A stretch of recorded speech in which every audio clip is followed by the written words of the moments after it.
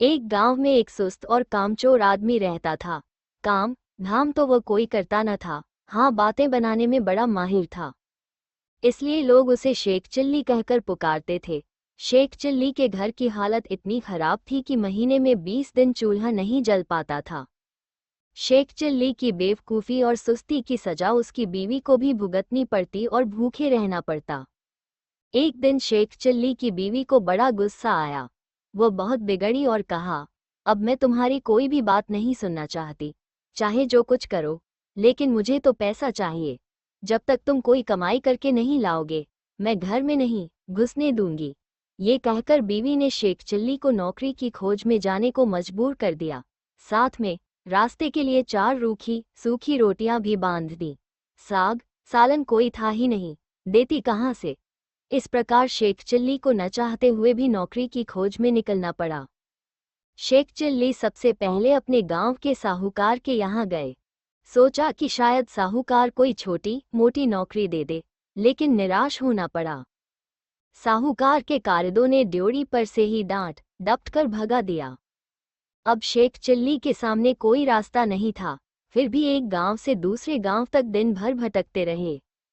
घर लौट नहीं सकते थे, क्योंकि बीवी ने सख्त हिदायत दे रखी थी कि जब तक नौकरी न मिल जाए, घर में पैर न रखना। दिन भर चलते चलते जब शेख चिल्ली थक कर चूर हो गए तो सोचा कि कुछ देर सुस्ता लिया जाए।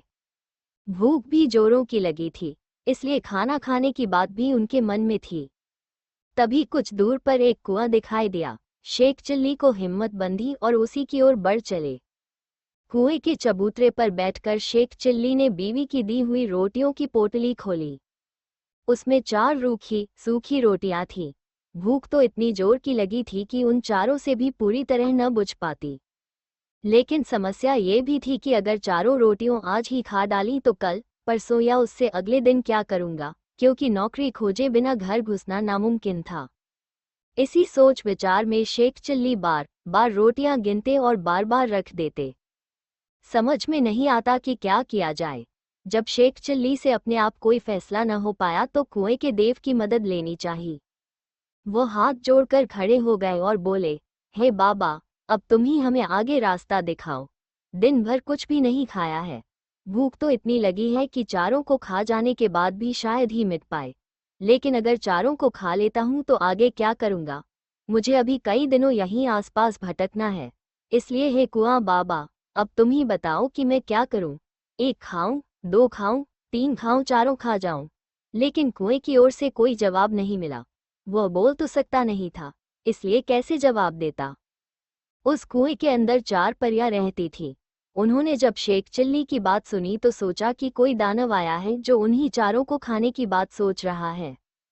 इसलिए तय किया कि चारों को कुएं से बाहर निकालकर उस दानव की विनती करनी चाहिए, ताकि वह उन्हें न खाए। ये सोचकर चारों परियां कुएं से बाहर निकल आई।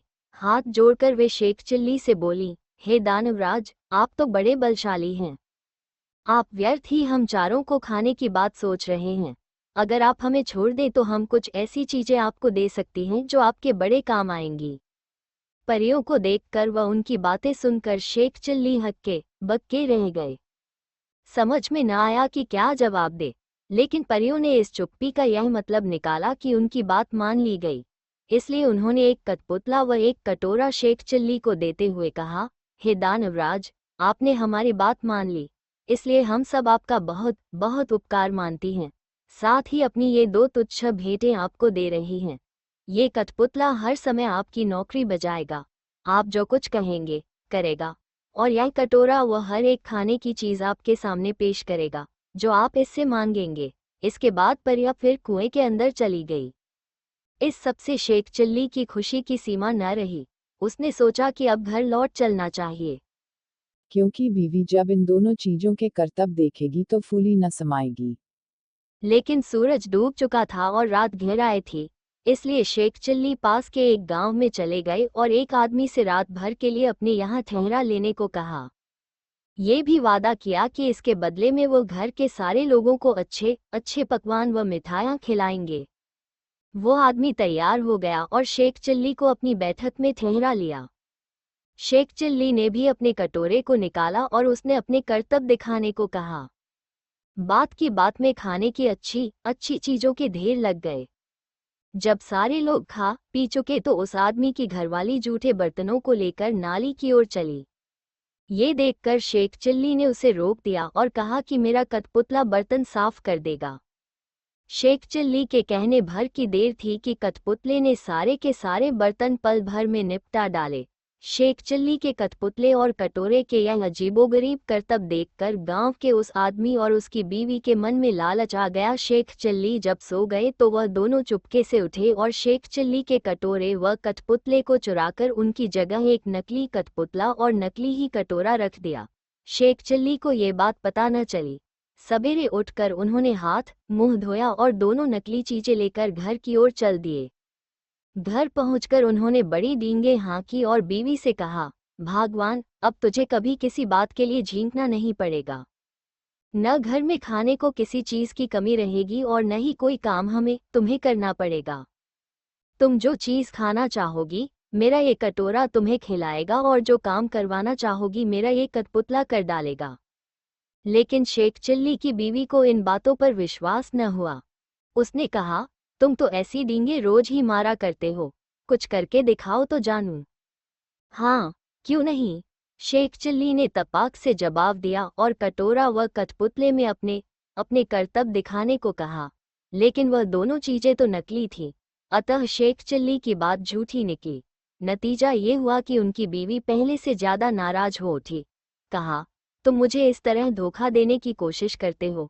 जब से तुम घर से गए हो घर में चूल्हा नहीं जला है।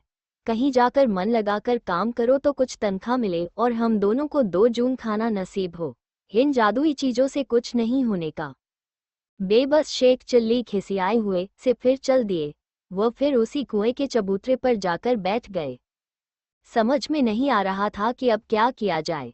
जब सोचते सोचते वो हार गए और कुछ भी समझ में न आया तो उनकी आंखें छलछला आई और रोने लगे। ये देखकर कुएं की चारों परियां फिर बाहर आई और शेख चिल्ली से उनके रोने का कारण पूछा। शेख चिल्ली ने सारी आपबीती कह सुनाई।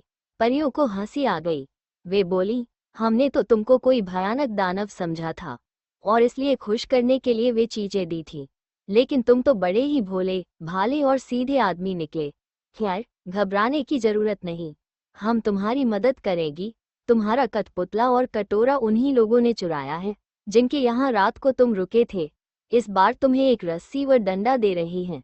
इनकी मदद से तुम उन दोनों को बांध व मारकर अपनी दोनों चीजें वापस पा सकते हो। इसके बाद परिया फिर कुएं में चली गई।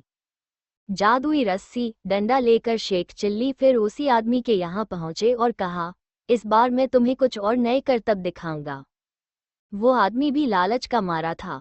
उसने समझा कि इस बार कुछ और जादुई चीजें हाथ लगेंगी, इसलिए उसमें खुशी खुशी शेख चिल्ली को अपने यहाँ टिका लिया। लेकिन इस बार उल्टा ही हुआ।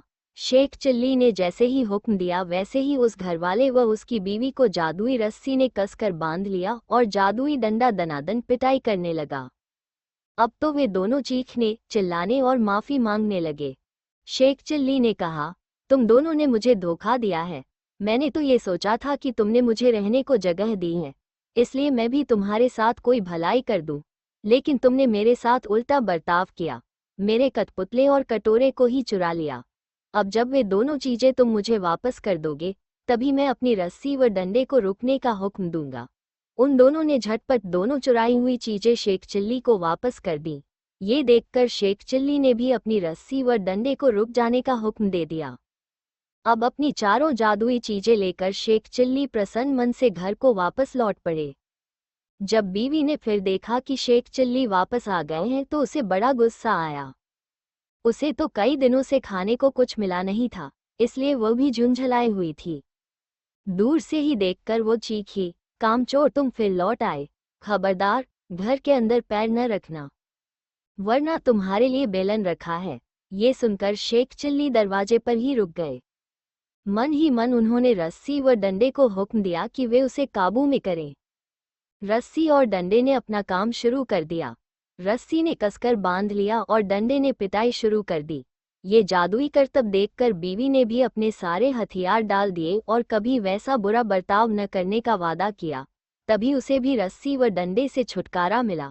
अब शेख चिल्ली ने अपने कठपुतले व कटोरे को हुक्म देना शुरू किया। बस फिर क्या था, कठपुतला बर्तन, भाड़े व जिन चीजों की कमी थी झटपट ले आया और कटोरे ने बात की बात में नाना प्रकार के व्यंजन तैयार कर दिए।